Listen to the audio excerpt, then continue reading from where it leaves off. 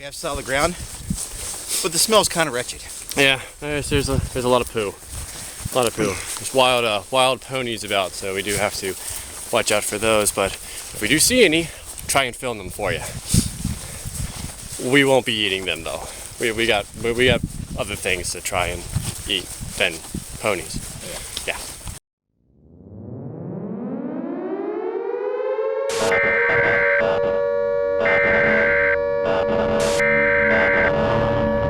The following message is transmitted at the request of the United States.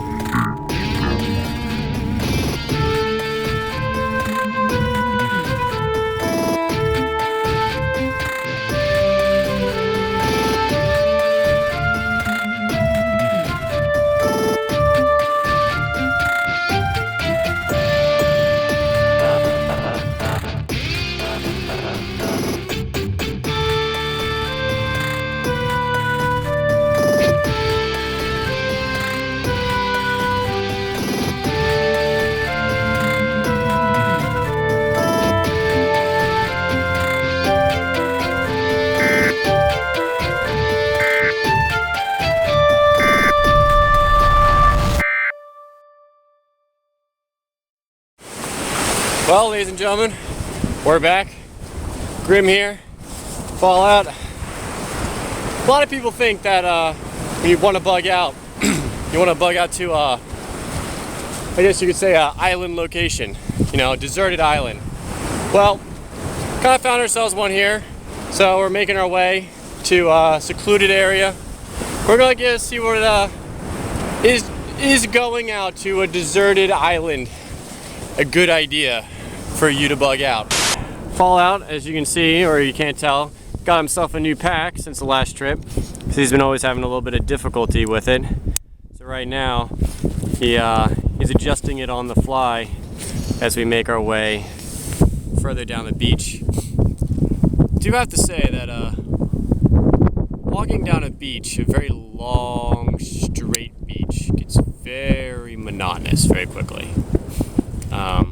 But it's flat, so there's a benefit, but the sand does take a little bit of the energy. What did you have to say, Fallout, about that? I agree.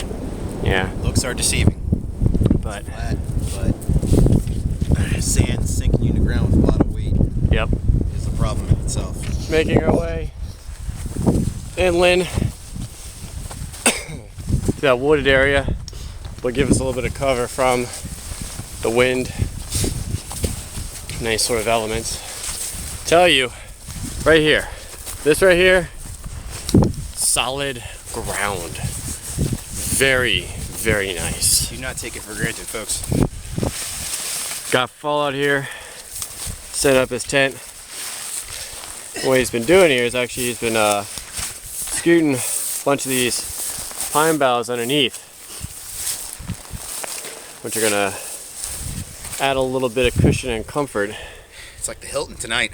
Yeah, not sleeping on a sheet of ice like last time. Yes. Might not be able to notice too much, but there's a lot of briars right here, and I kind of pushed them and chopped up. And actually, for the first time, the machete actually got a lot of good use. Well, not gonna be able to do that with a hatchet. So, you know, machete, hatchet, machete. It's gonna be one of those things where, like, depending on where you're going, it's gonna be a little more beneficial for you than others. Fallout's tent is set up. Found a couple of nice logs to kind of use as seats. The hammock is all set up as well. I think I did a little bit better job this time. Also, one thing that I did, pick this up from hammockforums.net, I think, something like that, and the Shug. This is actually like a shock cord in here. And what happens with sil nylon is that it'll stretch over time. So what happened is that even though this might slacken, this will keep tension. Let me focus on it. This will keep tension on it. So now it's all ready to go. So I got the rain tarp on there. I haven't put on the funnels yet. Something I can do a little bit later on. Right now, it's just to be a matter of collecting firewood and getting that going. So all in all, so far, wind has died down. It's pretty nice. All right, so we're trying something a little bit different here. Fallout came up with the idea that if you have access to one of these guys, which is a sterno, we've only popped it a little bit, and we've used just a tiny little stick to put that on there. So you can reseal this and then have a possibly readily starting fuel. What we're trying right now is to see if it will ignite with a normal ferro rod in case you don't have matches or a lighter. So we've put a little bit of sterno in there. We have plenty of dry grass that we found about. We have our sticks, obviously, and then this gigantic thing right here, which unfortunately or fortunately, when you're bugging out, it's possible that you'll find modern amenities. So it doesn't hurt to use them to block away from the wind and such. So let's give this a whirl. The other side. Oh, wrong side. Yeah. Yeah.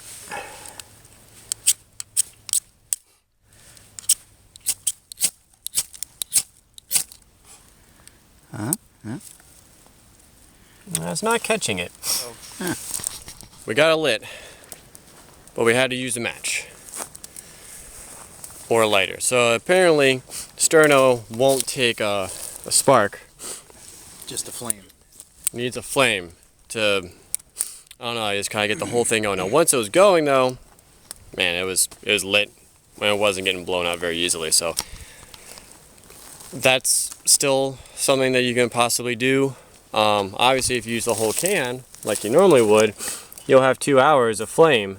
But you could, you know, spoon out a little bit if you're having a hard time, especially maybe if you have, now we have tons of dry wood, but maybe if you had some wet wood, this would be a good way of getting some of the wet wood dry so you could have a decent fire. So now we're just going to work on this. But now we know that sterno does not take a ferro rod spark.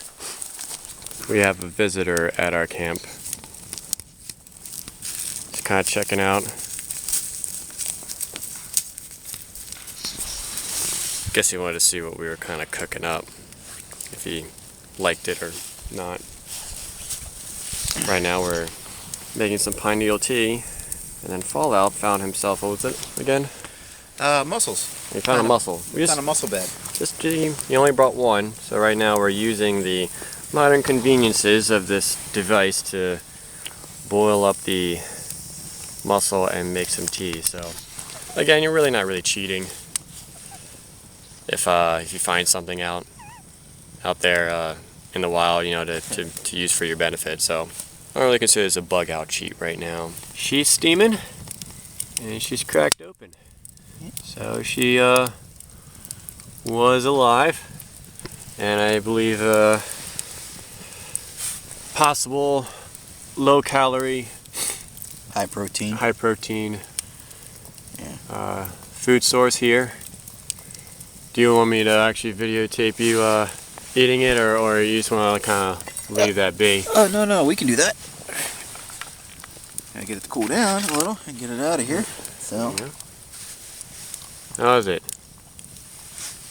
Yeah, you could use a little Old Bay, but nonetheless, not bad. Get this beard off. There you go. Down the hatch. Actually tastes pretty fresh. Actually, it's pretty good. It's not bad. Good. Yeah. Well, I don't know if you can see me, but that was really easy for... Oh, there we go. You can see me now. Really easy for us to harvest and really easy to cook up. So, we don't need to go gather a whole bunch of these, but that's one thing that you definitely prove, that if you're in a island ocean environment by the water, the ocean does provide quite a bit of food, just not water.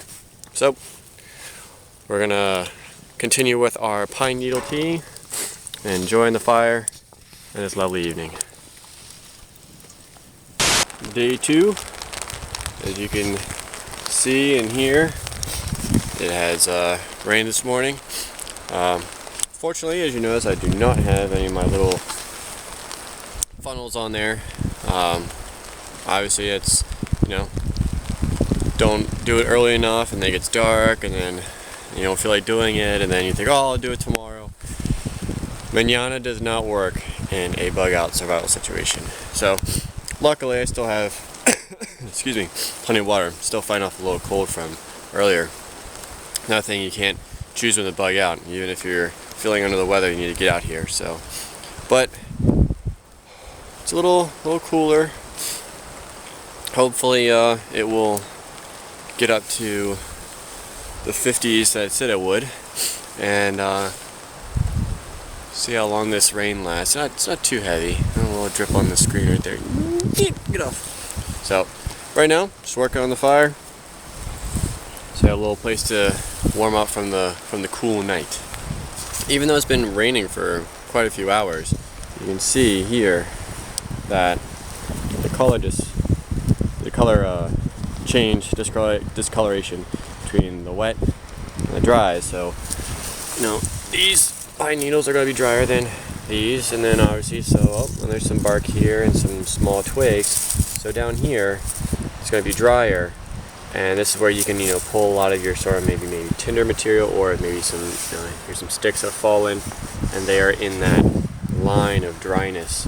And then since most of these trees have that, we just got that one's got one and that one's got one, you can forage about for some drier material even though it has rained.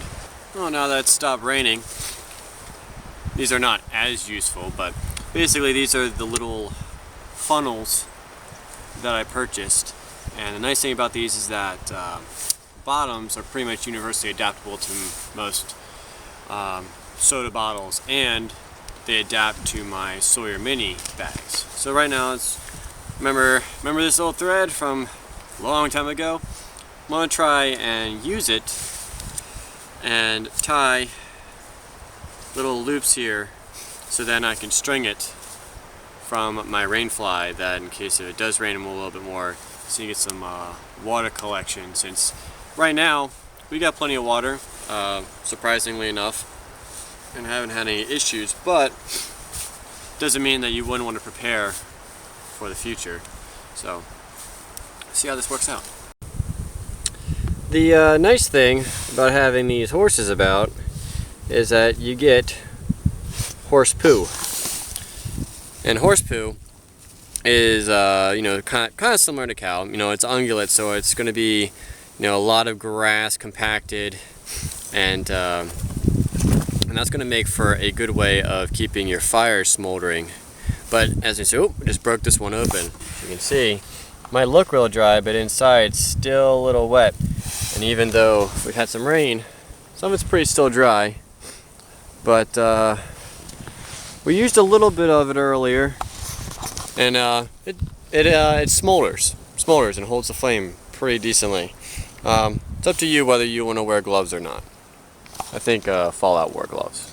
I used a big fat piece of tree bark. Alright, so on our adventures, we found this little body of water, and we decided to try a little bit. I mean, just touch your fingers into the water and make sure you get all the scum and stuff away. Just pull a little bit to your lips to see what's solar, because the ocean is right there, right behind you, the camera, and there is a bay which is behind us, so brackish water and salt water. So obviously you can't drink any of that unless you have a desalination still, and they don't really make them very small and very affordable. So, but this is trapped from both of them, and so this actually is just a little bit that we've tasted. It appears to be fresh, so I guess it wouldn't be a bad idea to possibly bring like a canteen, wade out a little bit further, not here where it's all sort of reedy, but you have to go out there a little bit, grab some of that and boil it, obviously, and then maybe then take a drink to see if you get any salt in there. And I mean, also we have filters to filter it as well, but this could be very, very important to your survival situation. Yeah, one thing you want to keep in mind if you go bug out to an island, bring yourself a face mask. And make yourself a spear out of any given kind of wood that you can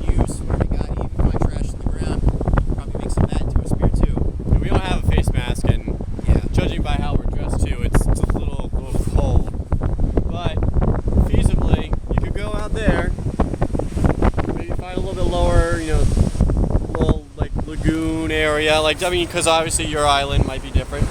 Be a little calmer, maybe. Calmer. Especially if you find a little lagoon. But, you know, face mask, if you, I mean, if that is your designated spot, you know you're going there, then, you know, heck, face mask isn't going to weigh too much. Yeah, we're talking maybe 2 ounces, 3 ounces. So, a lot of food out there, and he found the mussel the other day. Food. Utilize the ocean for what you can. I mean, As you can see, the sun has come out, and from personal experience, i.e., right now, it feels great. I mean, not wearing my rain jacket, windbreaker anymore, and as you can hear, probably so much less wind here. Man, just having that sun come out and blue sky does a lot for morale, and that is one of the big killers in a bug out survival situation is morale. So just want to show that to you. Figure it'd be a good time, since we're in better spirits, to process some wood. And we found some pretty thick logs, as you can see, and we've chopped them down into decent, you know, log shapes. But this big guy right here, we'd really like to split it. Well, luckily we do have these stumps, but the problem is that when you chop wood, you know, it chops in like a cone, and you can't sit that on top to split it properly. So one thing that we kind of discovered, and not really discovering, I'm pretty sure someone else has already done it, is that, as you can see, what Fallout's doing is he's going down the length of it. Again, you see it's starting to split in some areas. Now, it's not going to be the most beautiful chopped log in the entire world, but cutting it, making it smaller, and then getting towards that really dry wood in the center is really going to be beneficial. so we're trying to be proactive here and get some shavings going, get some dry wood, put under the tarps, Yeah. and that way tomorrow. Not going to make the mistake that we Yeah. made this morning. Now, you could baton, you know, might be a little bit more, you know, have a nice knife here, and then let's see here. This is my pokey stick, but, you know, come in here. That's a little, you know, and batoning. Yeah. Just, again, using the tools that you have available to you as the best you can. I mean, I've been chopping, processing with machete, also using, I guess you could call it my survival knife. Darting about. I don't know if you can, but see all that? Could figure out a way of making a net or using it. Possibly around this area would have been a good area. The little guys though, so I'm gonna look a little closer. I'm looking for glasswort right now. Actually, here I'll probably say I'm in the sun, you're not.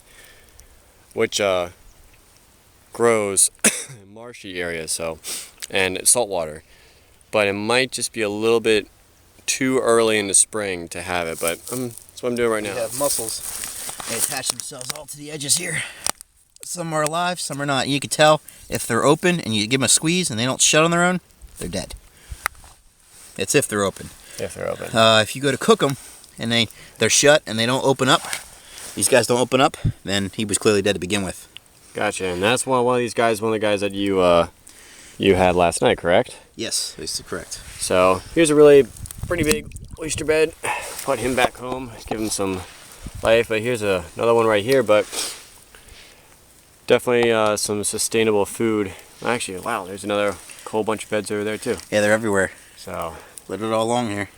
I was going after the little minnows that I see over here, and now there's just, oh geez, they're just everywhere. Tons and tons and tons.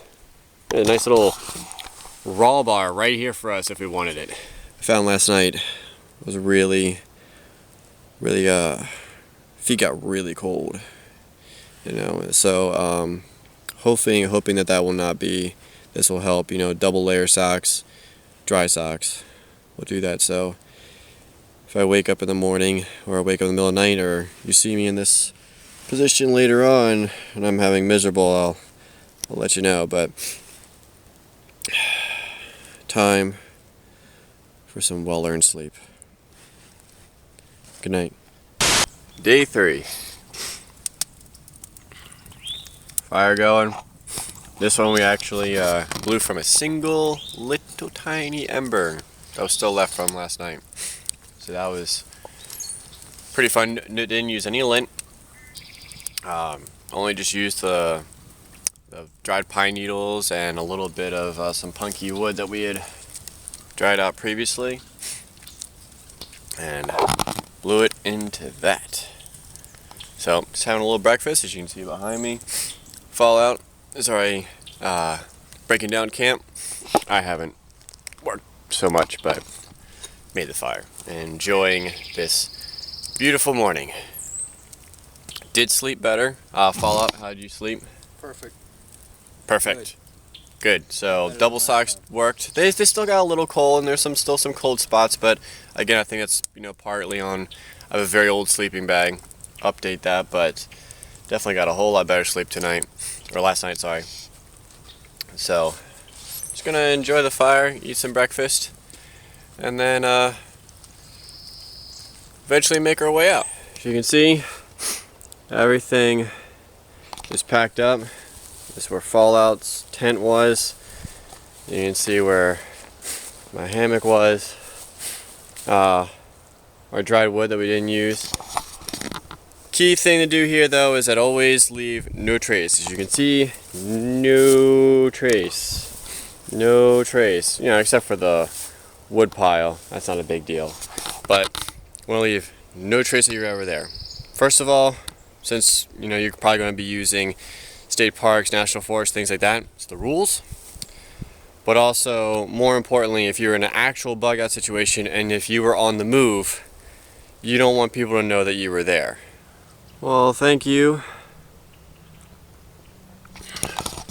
our pleasant neighbors. Thank you for not bothering us too much in the middle of the night. We're off. Fallout has moved ahead before me. Try and get a little head start on it. Now I'm just gonna catch up to him. And then it's back on the beach. Well, we're on our way back. You can hear, we're actually like this. Back to the ocean. Walking on the wetter part of the sand. It's not as scooshy. As you can see, don't sink in as much. It's a little bit more firm, a little bit better walk. Now, it's a matter of hiking it out, getting back to the car. Civilization. So you're gonna have to be careful for your water source. We found plenty of food. Right, Fallout? That's correct. Well, we found plenty of mussels. And given maybe a little bit more time into the spring, it's possible that we could have found some of that glasswort and some other wild edibles. Shade wasn't too bad. At this temperature, insects weren't bad. Will get worse as it gets warmer. But ultimately, not too bad. You can definitely get your water situated out, and then some sort of decent shelter, especially with the wind. Might not be a bad idea, depending on where you're located. So, that's what we learned, what we experienced. Hope you enjoyed it. Here's Fallout. I'm Grimm. Now we're heading home.